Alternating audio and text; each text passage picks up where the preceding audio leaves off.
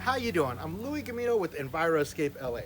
We're here at a project of ours, and we've done several YouTube videos on this, and Instagram and Facebook. On this particular front yard, it's a native planting front yard here in Redondo Beach.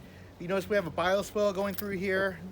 We have various California natives. We have California fuchsia. We have a ceanothus, toyon, just a whole variety of different native plants to this area in Southern California. So the water requirement on this is going to be very, very minimal. As a matter of fact, the homeowner, he's only going to have the irrigation going just to get the plants established. Then he's going to go and cut it off probably for 10 months out of the year. If you notice the drip irrigation, it's the same drip irrigation that we always install. The Rainbird with the copper shield drip technology in there. We have about 12-inch spacing. But if you notice on some areas, especially the ceanothus, there is no water going to both sides of it. So it's going to have completely dry by the bioswale other than when it rains.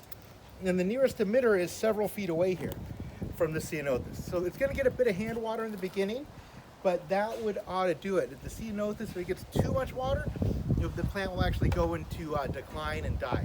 So it really likes soil on the drier side. It will need water to get established, but once that is over with, it is completely drought tolerant. It will thrive with no water. So this is a front yard here in Redondo Beach, a few miles from the ocean. We have that nice ocean breeze right now.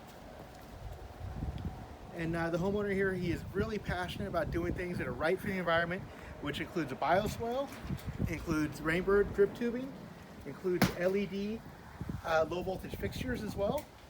And in the end, he will have a landscape that will succeed here in the beach area with a minimal amount of water. When he thinks sustainability, think Enviroscape LA.